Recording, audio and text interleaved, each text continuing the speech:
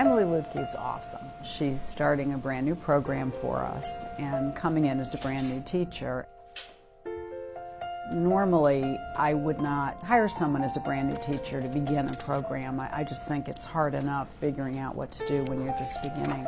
Okay, so today is a block day.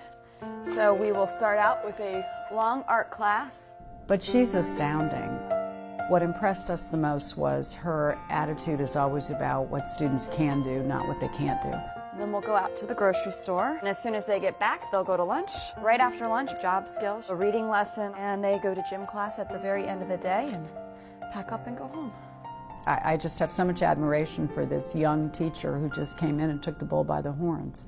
Here's our schedule for the day. The paraeducators get here around 7 o'clock. So you can just go to the fundamentals like you always do. And we wait for the bus. Good morning, Maya! Good morning, Mariella! Good morning, Marvin! School community-based students are students who have significant cognitive disabilities and sometimes physical disabilities as well. And they're not going to special centers. John, honey, you not feeling good? It's a busy day, and it's a long day. You guys go ahead. I'm going to take John down to the nurse right now. John, hon, okay, calm down. We have a problem up in the main lobby of the youngster getting sick. Let's go to the nurse, okay? Let's walk, buddy. And the nurse isn't here yet. Could somebody come and sit with him in the nurse's office? Okay. So, that's sometimes the way we start out our mornings. Hello, everybody. So the goal of the school community-based program is for the students to gain access to the general ed curriculum, mostly in reading, writing, and math. And then, of course, we have the community-based component, so that when they get their certificate, then they can go on and be very functional adults. Do you need to walk to the nurse with me? One thing that happens with my students, they very much can set each other off. So for instance, when John came in and got sick right away, that will frequently result in other students feeling sick all of a sudden or being upset. It's very intense the first year. You have a new teacher who is managing quite a few things at one time. Show me where your hands are supposed to be, not on my head. That's right, Marvin, at your sides, let's go.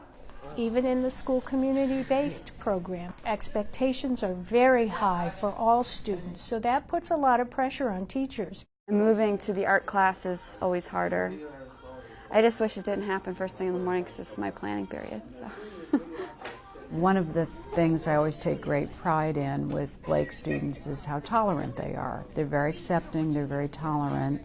And the response I see from our kids is, okay, yeah, these are kids in our school. Yeah, they may be a little different, they may have some different needs, but, you know, so what? That's cool. Thank you for turning around, okay? Yeah, he did. The rest of the day, no hugs, hon. Let's do high fives. Miss Lutke has those students 7 hours a day. They're learning to be adolescents, so you have that kind of behavior. Because John's not feeling well, and he said he wants to make a card for him so he'll feel better. So she is going to be seeing a whole gamut of emotions throughout the day, probably more so than most parents would see. I really want them to be able to succeed, particularly in the workplace. All right, where are we going today? Grocery store. That's right. I think grocery shopping in particular is just a very important trip. It's an important place for students to be able to feel comfortable, and most of my students are working on different skills. So we'll say hi to the clerk. Hi. That's right, Miss Maya. Hello. You ready to go grocery shopping? Can? I don't know. What do you want to buy? What is that? Nothing. A carton? Good job, Tom. Why don't you ask him your question, Brandon? Where are Salt. 7. Go ahead. 59 cents. Very good. Now here's the part where we have to weigh something. Put them down. Every day is different. Every day I kind of have to attack the problem in a different way. So I'm still learning how to really address all of the academic and behavioral needs of my students on a daily basis, but I'm also, as a first-year teacher, a bit overwhelmed by how much I need to learn just about the school system, like what form I need for which purpose, how to find the form, who to ask. I mean, those are things that I think are just going to come with years of being in the system. I have to go down and feed Maya.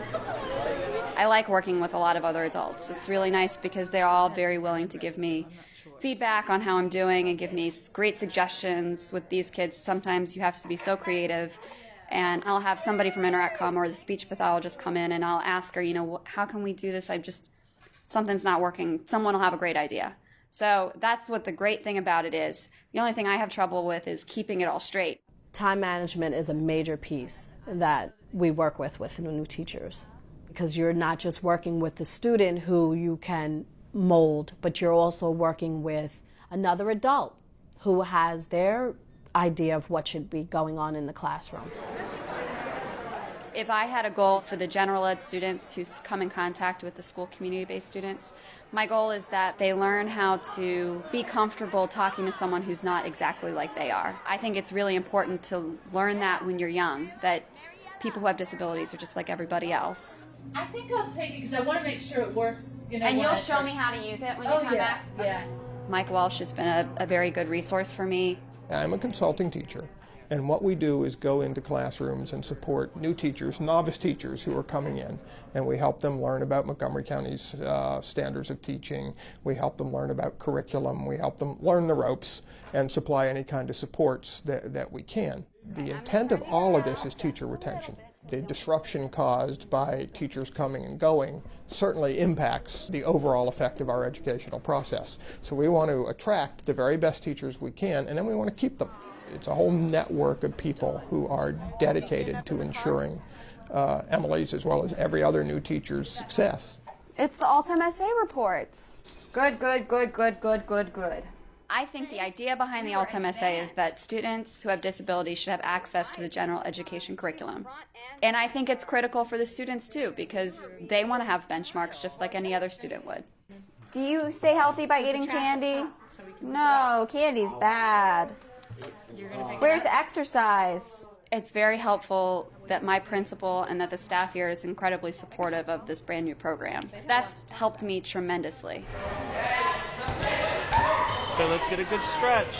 Mr. Howley has been a great asset to this school and particularly to this program. Not only is he familiar and he knows what their quirks are and he knows how to work with them, but he's also just so enthusiastic. He loves working with the school community-based students. 1, 2, 3. 7. Oh yeah!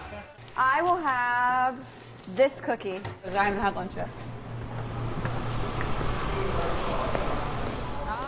Watching Maya get on the bus is usually the last thing that happens during my school day. When Maya smiles at you for whatever reason or whenever it is, something's good. Something went right that day. So that's what my classroom looks like at the end of the day. It's a shambles. Today was worse than usual. What they take on is very overwhelming, and there's a special place in heaven for people who teach special education. We need to make sure that we're also providing as many supports as possible for them. I think that's what will keep our first-year teachers, keep Emily specifically, I hope. Stride. Go, Chris, go! Raymond, lift your knees! When I come out here after class, I like to just, joke around with the kids, kind of get in a few laps of running and, just kind of forget about my day for at least 2 hours. It's a major stress reliever. I love coaching. I'm really, really glad I made that decision. At the end of every day, I go home and something crazy might have happened, but I almost always feel like somebody got something out of being in my class that day. That makes me feel good, because the more that my students do and show people that they can do, the more people are going to expect them to learn and to behave beyond expectations. So let's open up our book. I need to see you reading.